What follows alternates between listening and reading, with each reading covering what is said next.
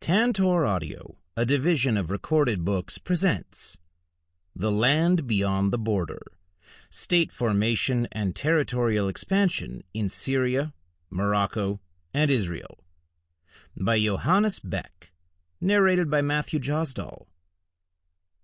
Publisher's Note: in this audio edition, you will hear references to maps and tables present in the print and e-book formats of the book. Political struggle is enormously more complex.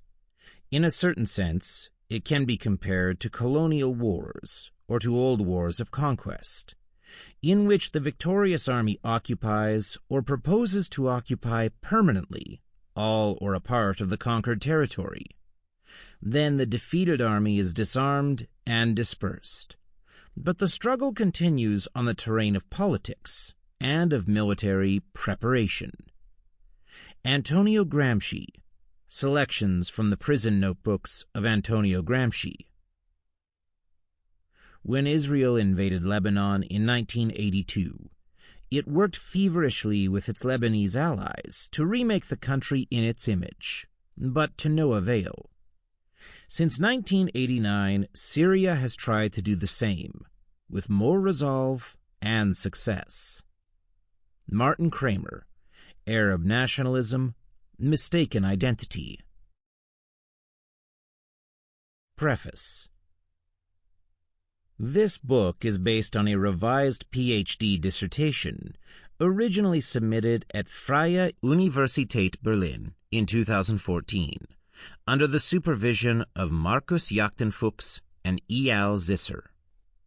The final manuscript would not have seen the light of day without the help, encouragement, and critiques of my friends and colleagues, who supported me throughout a postdoctoral fellowship at Oxford University, and my first years as assistant professor of Israel and Middle East Studies at the Heidelberg Center for Jewish Studies.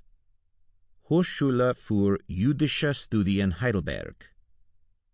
At the risk of missing a few names, I would like to express special gratitude to Derek Pensler, Sarah Hirschhorn, Jonathan Gribbetts, Stephen Turner, and Ari Roth in the United States, to Amin Aran, Peter Bergeman, Mena Abukadra, and Roman Vater in the United Kingdom, to Orit Rosen, Eli Pode, Asaf David, and Oren Barak in Israel, to Frederick Musal, Victor Golanetz, Roland Grushka, Henning Sievert, Johannes Zimmermann, Jenny Hesterman, Shelley Harton, and Daniel Mala in Germany, to Michael Ranella and the staff at SUNY Press, to Manfred Muller from Mr. Cartography for producing the maps, to my comrades from the Berlin Graduate School for Transnational Studies, BTS, especially Anna L. Labine, Matthew Stephen, and Catherine Stephen, to my parents and my sister, and finally to my lovely wife Anna, who succeeded in publishing her own PhD dissertation considerably faster than me. Introduction. The Paradox of Postcolonial State Expansions. Irredentism, the political project of redeeming lost territories for the nation, is as old as modern nationalism itself. 19th-century Italian nationalists were the first to speak of terra irredente, unredeemed lands, situated in the north of what was then the Italian nation-state. Sometimes, the claim of redemption was directed at Italian speakers under foreign rule, and sometimes redemption aimed at clearing alien populations from territory that nationalists claimed for the Italian nation alone. Scholars of entrenched ethnic conflicts have described irredentism as the Macedonian syndrome, a seemingly pathological obsession, not just with territory, but also with history. In the words of Weiner, irredentist conflicts are not exclusively fought over a piece of land, but often over what to an outsider would appear to be trivial historical points, whether a given work of art belonged to one cultural tradition rather than to another, the etymology of place names, and whether a particular deity, architectural form, or ancient social institution is indigenous or was borrowed from another culture. While both the nation and its yet unredeemed territory may seem exceptional to the nationalist eye, there is nothing unique about irredentism from a perspective of global history. As Hazan has shown, irredentism as an expansive form of territorial post-independence nationalism represents a recurring feature of each global wave of state formation. The first wave of irredentism flared up during 19th century state formation in Europe, when the term was coined in Italy, and where the phenomenon structured the Greek-Ottoman confrontation. A second wave accompanied the establishment of nation-states after World War I, following the collapse of the Austro-Hungarian and Ottoman empires. The third wave of irredentist conflicts was triggered by decolonization after World War II, and the fourth came to haunt state formation in the post-Soviet and post-Yugoslav sphere, whether in the Caucasus or the Balkans. Until today, expansionist statecraft persists in decidedly post-colonial times, even if formal colonization based on conquest and hierarchical inequality has long been prohibited by international humanitarian law, which has shifted toward an emphasis on formally equal and sovereign nation-states with inviolable borders. However, indirect forms of external control continue to shape both the post-colonial state and the transformation of the former imperial metropole into a normative empire. As the Russian takeover of the Crimean Peninsula in 2014 illustrates, even the outlawed practice of formal annexation persists. In addition, states continue to engage in demographic engineering as a practice of seizing contested territories, including cases such as the Philippine settlement of the Moros region in Mindanao, Javanese settlement of Sumatra and other islands, Burman settlement of the Bengali-speaking Rohingya areas near the borders of Bangladesh, Bangladeshi settlement of the Chittagong Hill Tracts with its Buddhist population, Bhutanese settlement of southern Bhutan, and the forced deportation of Nepali-speaking residents, Moroccan settlement of the disputed territories in the Western Sahara, and Israeli settlements in the Arab-populated West Bank. This book deals with the third wave of irredentism, a phenomenon that has deeply shaped the process of decolonization and post-colonial state formation.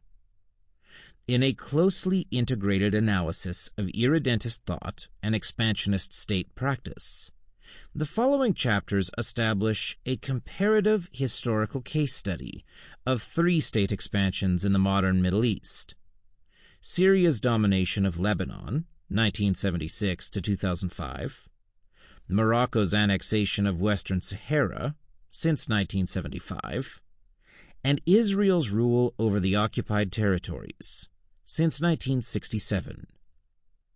For the purpose of this comparison, state expansions will be defined as the systematic and long-term expansion of state institutions across international borders, resulting in a contested form of rule over a neighboring territory and its population. While all three cases have been described as ghostly recurrences of a bygone colonial era, the comparative case study makes the case for turning this argument on its head. Instead of depicting the capture of contested territory, military occupations, and demographic engineering as contradictory to the era of decolonization, we might have to understand expansionism as a constitutive feature of post-colonial state formation. The book is structured as follows. The introduction discusses the paradox of post-colonial state expansions, both as a state practice and as a topic of discussion in the research literature. Chapter 1 develops a theory of postcolonial state expansions that consists of three main elements. First, the theoretical framework argues that postcolonial states in the Middle East engaged in expansionist policies as a coping strategy to overcome entrenched crises of legitimacy and sovereignty. Second, the theoretical framework defines different varieties of expansionism by distinguishing between four ideal types of state expansion: patronization, satellization, exclavization, and incorporation, and four corresponding ideal types of state contraction: depatronization, desatellization, de-exclavization, and disincorporation. Third, the theoretical framework creates a taxonomy of rule and resistance by linking four types of domination: the coercive apparatus, institutional rule setting, social identities, and historical narratives, with the corresponding types of resistance: counter-violence, counter-institutions, counter-identities, and counter-narratives. In order to apply this theory of postcolonial state expansion to the case studies of Syria, Morocco, and Israel, Chapter 2 and Chapter 3 analyze the specific institutional legacies that shaped state formation and state expansion in the Middle East. Chapter 4 and Chapter 5 discuss the institutional design of state expansions, as well as slow-moving institutional shifts over time. The state expansions of Syria, Morocco, and Israel not only took on a different shape, they also reacted differently to the counter-mobilization of Lebanese, Sahrawi, and Palestinian nationalists. Chapter 6 compares the dynamics of state contraction, not least as a result of vigorous political resistance. None of the three countries compared throughout the book succeeded in fully normalizing their control over captured territories and populations. Instead, Syria withdrew from its Lebanese satellite state, desatellization. Israel dismantled its settlement enclaves in the Sinai Peninsula and the Gaza Strip, de-exclavization, and Morocco came close to terminating its control over Western Sahara, disincorporation. Chapter 7 situates the three Middle Eastern case studies into a broader global comparison, based on examples of contested territories: Cyprus, East Timor, Crimea. The chapter presents the case for applying the varieties of expansionism approach to other regional settings. The conclusion reflects on the reversibility of state expansions and discusses the approach of studying the Israeli case in a Middle Eastern context. From Greater Indonesia to Greater Israel. How do we theorize irredentist fantasy and expansionist practice as integral elements of the post-colonial state? The best way to approach the paradoxical nature of state expansions after decolonization might be a closer look at one of the crucial debates in UN history: the debate over the Declaration on the Granting of Independence to Colonial Countries and Peoples. Resolution 1514, 1960. In popular culture, the debate might best be known for the shoe-banging incident involving the Soviet premier, Nikita Khrushchev, who became angry when other representatives effectively called for a decolonization of countries under Soviet domination.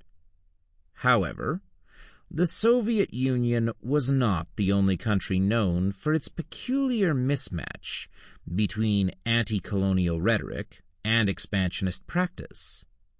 In fact, in the middle of a pivotal UN debate about decolonization, many state leaders had only one thing on their mind, namely, the capture of contested territory. Rafik al-Asha, for instance, the Syrian-born permanent representative of the United Arab Republic, a short-lived union between Egypt and Syria, put the legitimacy of Lebanon into serious question. When describing a colonial power that has on one occasion divided a small land into 5 independent states, Al-Asha was in fact referring to the political project of Greater Syria. Following the template of dissolving smaller ethno-sectarian statelets into the unified Syrian Republic in 1936, proponents of Greater Syria called for the next logical step in reunifying this small land, the incorporation of Lebanon into Syria. Morocco's permanent representative, Mehdi Ben Aboud, cautioned that colonialism, though leaving by the front door, comes back through the window. This warning, however, did not prevent Morocco's foreign minister, Mohamed Boussetta, from arguing that Mauritania has at all times formed an integral part of Morocco. In addition to claiming what is nowadays presented as the independent state of Mauritania, Boussetta also made the case for Moroccan ownership of additional territories the populations of which still languish under colonial occupation, such as Ifni, Seguia El Hamra, Rio de Oro, Tindouf, Tidikelt, Ceuta, and Melilla. That is, all of Spanish Sahara and significant parts of Algeria. Israel's foreign minister, Golda Meir, claimed that it was, of course, untrue that Israel pursues expansionist policies of any kind, but her defense of the Zionist return to the land of Israel, or Palestine, already foreshadowed Israel's attempt to incorporate the occupied territories after the Six-Day War. And did the desert in Israel bloom as long as we were in exile?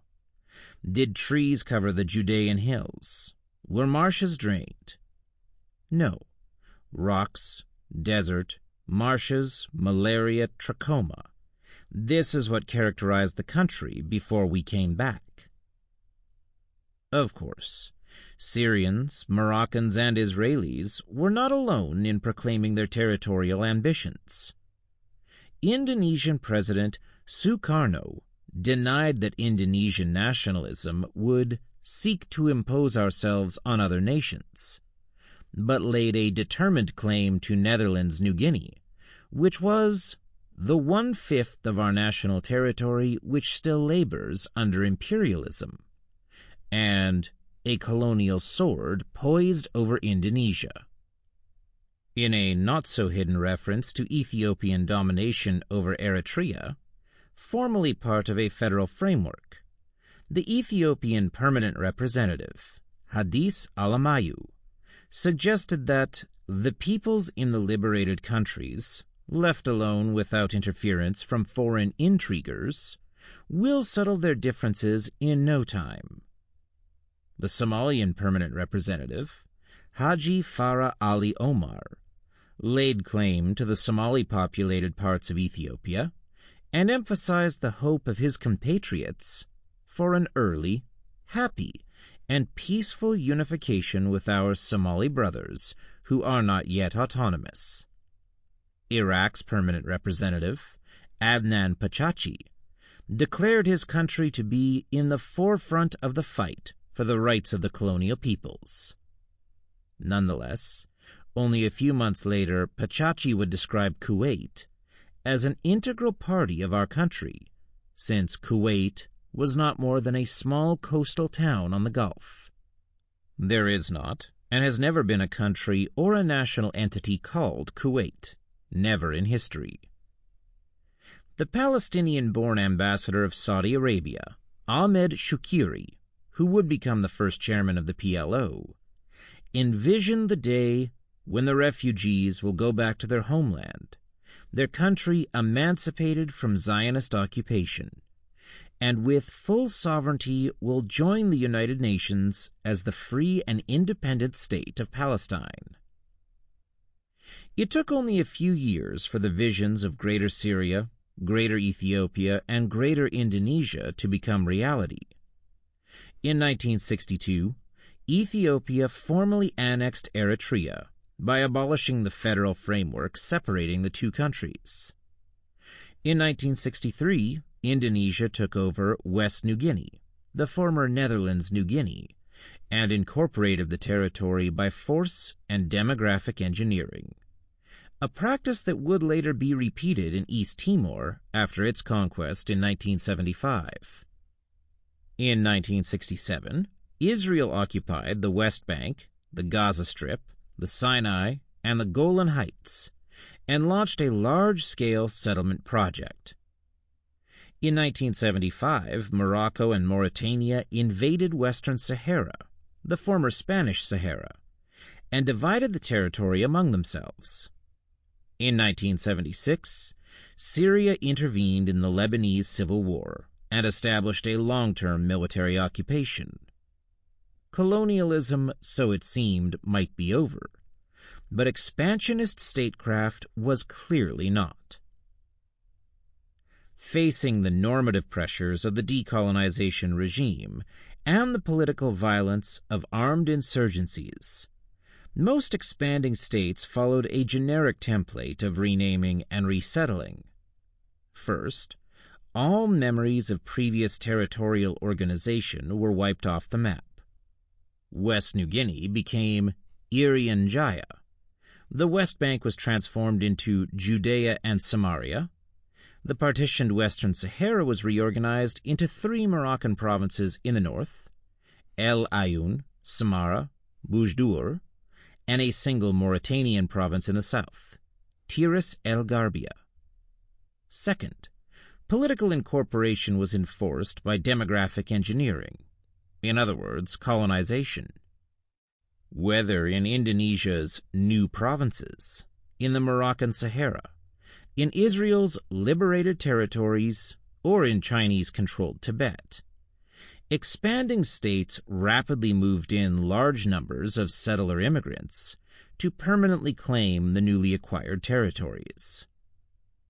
For many expansionist states, this deployment of massive state resources in captured territories corresponded to a broader pattern of authoritarian, high modernist schemes, according to the diagnosis of James Scott, infused with the spirit of monumentalism, the raw effectiveness of developmentalist state power, and a cult of feasibility.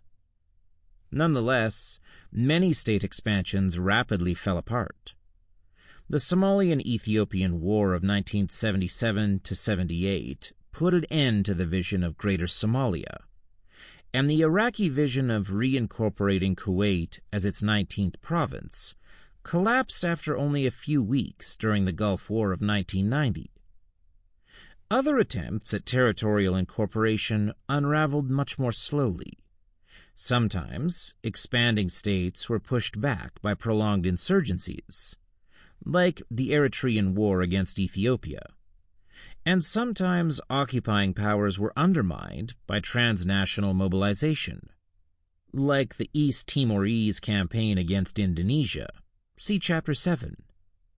Some states withdrew their military forces after decades of quasi-permanent occupation, like Syria. See Chapter 6.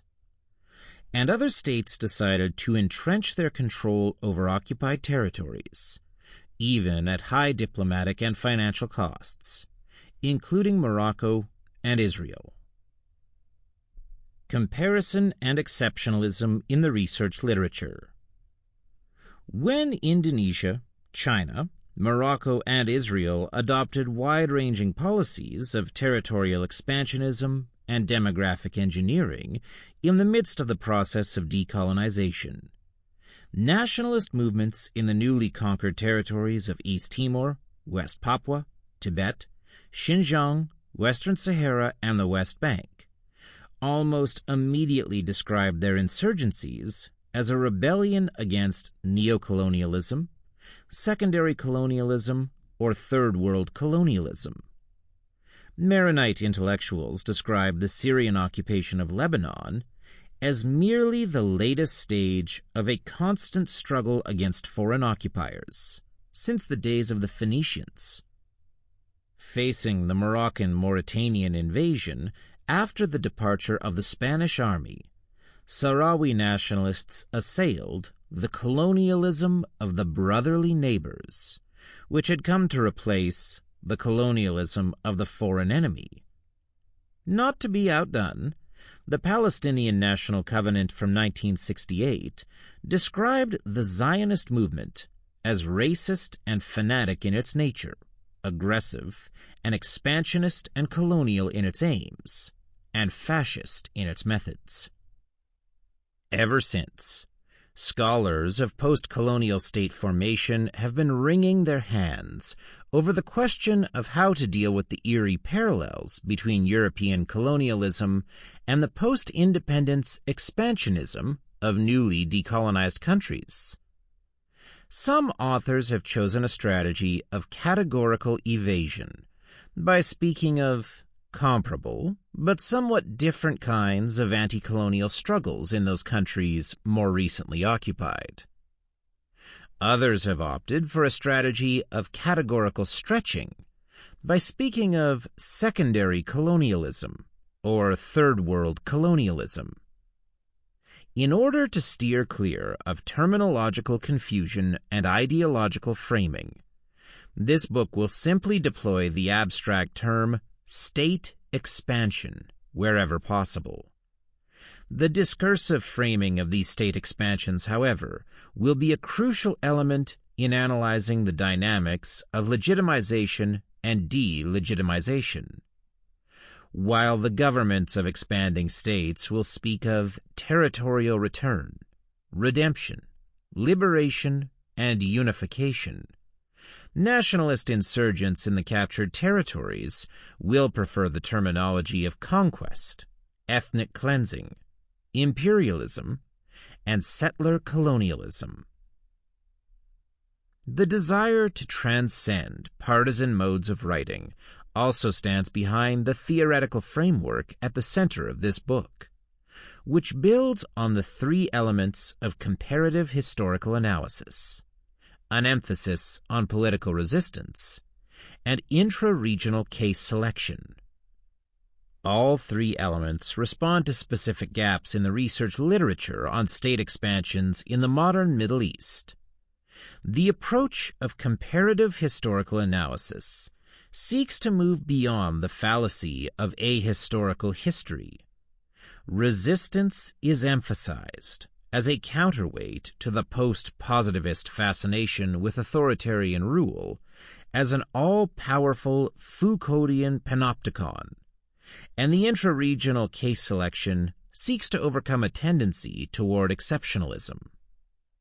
First, regarding the fallacy of ahistorical history, the close temporal proximity between European decolonization and non-European recolonization has tempted many authors to pursue the colonial analogy.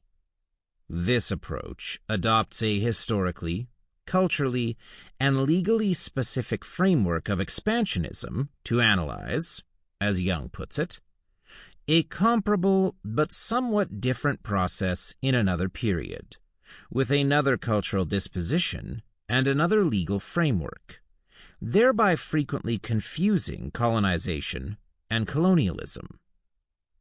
The toolbox of expansionist state policies is of course limited, and much can be learned from colonial attempts at right-sizing and right-peopling the state for our understanding of post-colonial state expansions.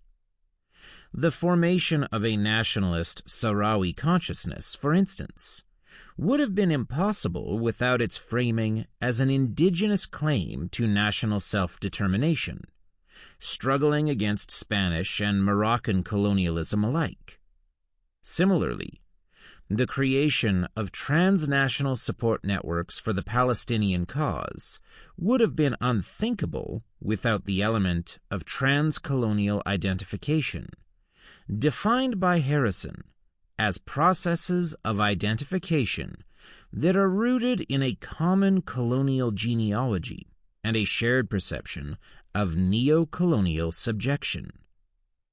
Nonetheless, facile... Sample complete. Ready to continue?